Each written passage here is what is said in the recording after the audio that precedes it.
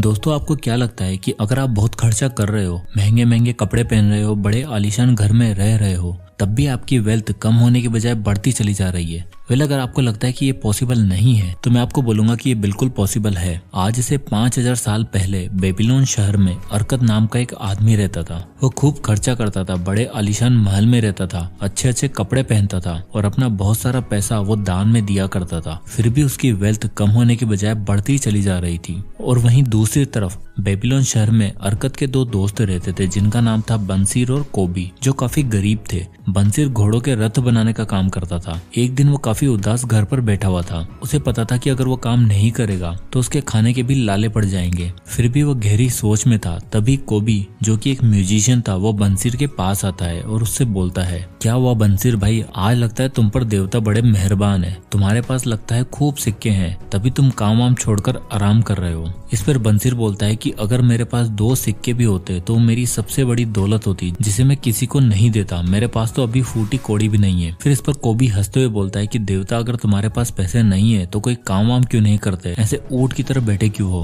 बंसीर बोलता है कि हम दुनिया के सबसे अमीर शहर में रहते हैं, हमारे चारों ओर अमीर लोग रहते हैं और हमें देखो, हमारे पास 2 वक्त की रोटी के पैसे भी नहीं है और अगर हम एक दिन काम ना करें तो भूखे ही मर जाएंगे। आखिर इसकी वजह क्या है कि हमारे पास पैसा टिकता क्यों नहीं है? क्या कोई ऐसा रास्ता है कि हम अमीर बन जाए और हमें कभी भी पैसों की चिंता ना हो? कोई तो अमीर आदमी होगा जो हमें पैसों के बारे में ये सब बताए और हम भी अमीर बन सके। इस पर कोबी कहता है कि पैसे के बारे में तो हमें सिर्फ हमारे बचपन का दोस्त अरकत ही बता सकता है। उसके पास इतनी दौलत है कि कभी खत्म ही नहीं होती और वो काफी दयालु भी है, सबकी मदद भी करता है। उससे बेहतर हमें कोई भी नहीं सिखा सकता कि अमीर कैसे बना जा सकता है। तो कोबी और बंसीर अपने कुछ दोस्तों के साथ मिलकर अरकत के पास उसके महल में जाते हैं और अरकत से पूछते हैं कि अरकत, तुम बेबीलोन शहर के सबसे अमीर इंसान हो, तुम अच्छा खाना खाते हो, आलीशान महल में रहते हो, अच्छे अच्छे कपड़े पहनते हो, और एक तरफ है हम लोग दिन रात कड़ी मेहनत करते हैं, फिर भी 2 वक्त का खाना जुटा पाना हमारे लिए बहुत ही मुश्किल होता है। तो अरकत, तुमने ऐसा क्या किया कि तुम इतने अमीर बन गए, जबकि हम सब एक ही स्कूल में पढ़े थे, साथ में खेले कूदे और एक ही टीचर से शिक्षा भी ली, तो तब तो तुम हमसे बेहतर नहीं थे।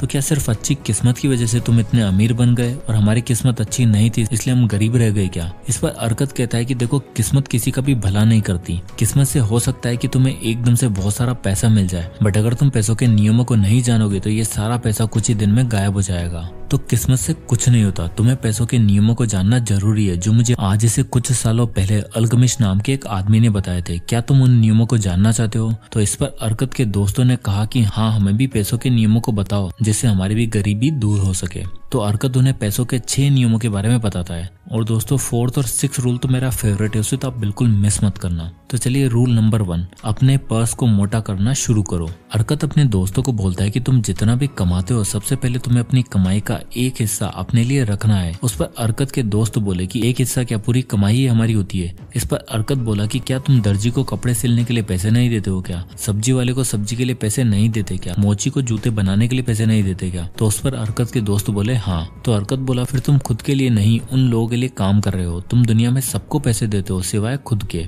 इसलिए तुम जितना भी कमाते हो उसका एक हिस्सा अपने लिए अलग रख देना। जैसे तुम महीने के 10 सिक्के कमाते हो तो सबसे पहले किसी को भी पैसा देने से पहले एक सिक्का अलग अपने लिए सेव करके रख देना है, जिससे कि शुरू में तो तुम्हें लगेगा कि एक सिक्के से क्या होगा, बट धीरे धीरे तुम्हारा जो अभी खाली पर्स है वो मोटा होता जाएगा। और फिर अरकत के दोस्तों को समझ आया कि हमें अपने लिए 10% अलग से सेव करके रखना है, और ये सुनकर वो लोग उस दिन वहाँ से चले गए। फिर नेक्स्ट डे वो दोस्त वापस अरकत के पास आए और अरकत से बोले कि अरकत, तुमने बोला कि हमें एक सिक्का अपने लिए अलग रखना है, बट हमारा तो पहले ही खर्चा मुश्किल से चल पाता है, वही पैसा हमारे लिए कम पड़ रहा है, और उसमें अगर हम एक सिक्का अलग रख देंगे तो हमारे लिए तो जीना भी मुश्किल हो जाएगा। तो इस पर अरकत ने उन्हें दूसरा रूल बताया, जो था कंट्रोल दाय एक्सपेंडिचर, यानी कि अपने खर्चों को कंट्रोल करना। अरकत उन्हें बोलता है कि कल तुम में से किसका पर्स खाली था, तो सब अपना हाथ उठा देते हैं। फिर अरकत बोलता है कि ये बताओ कि पिछले साल किसका पर्स खाली था। अगेन वो सब अपना हाथ उठा देते हैं। तो अरकत बोलता है कि ऐसा कैसे हो सकता है कि तुम सब अलग अलग काम करते हो, तुम लोगों की आमदनी भी अलग अलग है, तो फिर तुम सबके पर्स खाली कैसे हैं? इस पर अरकत के दोस्त सोच में पड़ जाते हैं अर्कत बोलता है कि हम चाहे कितना भी कमाने लग जाएंगे, हमारे एक्सपेंसेस बढ़ते चले जाते हैं क्योंकि हमारी इच्छाएं कभी खत्म नहीं होती। और अगर आज तुम 10 सिक्कों से घर का गुजारा कर रहे हो तो कल तुम्हें वो 20 सिक्के भी मिलने लग जाएंगे तो भी वो 20 सिक्के तुम्हारे लिए कम पड़ेंगे। इसलिए तुम्हें अपनी इच्छाओं पर कंट्रोल रखना सीखना होगा। तुम्हें उन 10 में से एक सिक्का अलग रख देना है और अपने खर्चों पर कंट्रोल रखना है और कैसे भी करके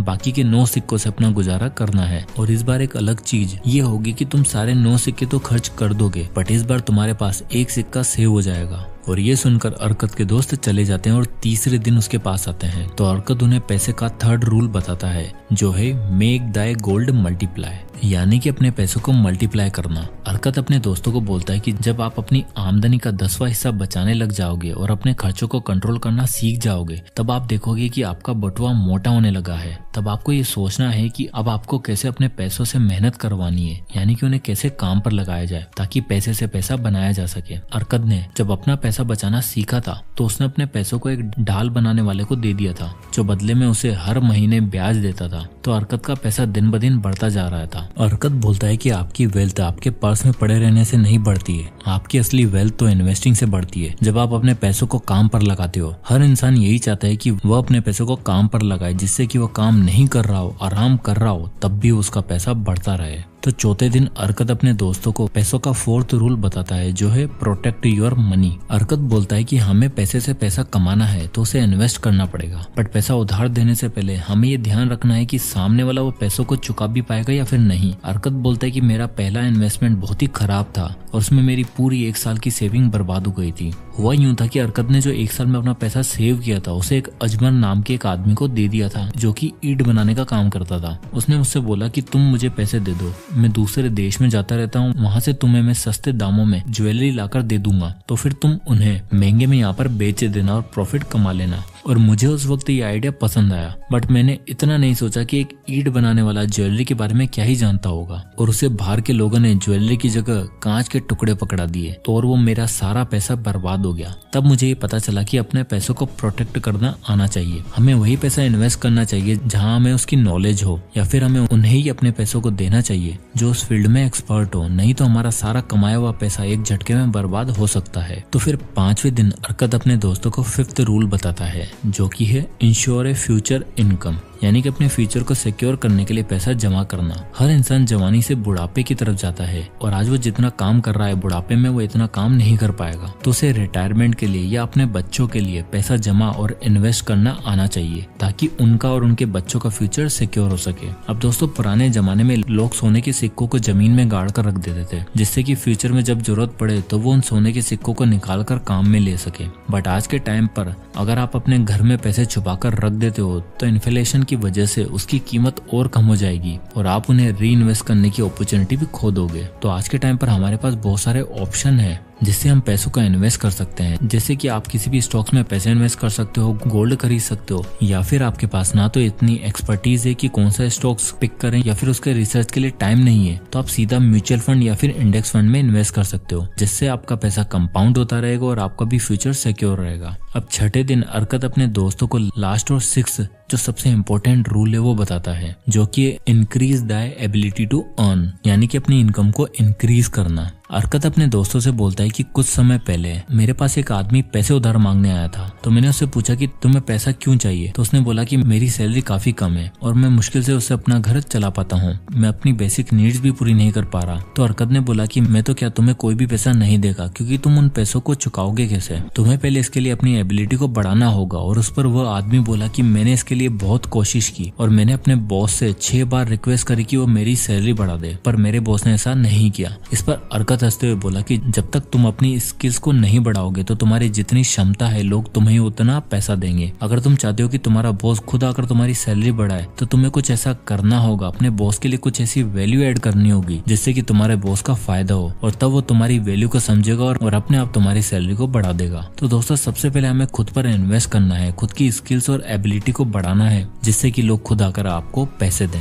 तो दोस्तों ये थे वो 6 रूल जो अरकत ने अपने दोस्तों को बताए, जो आज भी लोग सालों से इस्तेमाल करते आ रहे हैं और आज भी ये इतने ही कारगर है जितने कि 5000 साल पहले थे। तो दोस्तों ये था the richest man in Babylon book का पार्ट 1। इस बुक का पार्ट 2 भी कुछ ही दिनों में हम लेकर आने वाले हैं, जिसमें हम इस बुक की एक और अमेजिंग कैरेक्टर जिसका नाम है देबजीर, उसके बारे में डिस्कस करेंगे और वो मेरा फेवरेट है। तो अभी के लिए बस इतना ही, जल्दी नेक्स्ट पार्ट के साथ मिलते हैं। तो अगर ये वीडियो आपको पसंद आए तो इसे लाइक करें, शेयर करें और ऐसे वीडियोस के लिए चैनल को सब्सक्राइब करें। तो मिलते हैं नेक्स्ट वीडियो में, तब तक के लिए जय हिंद।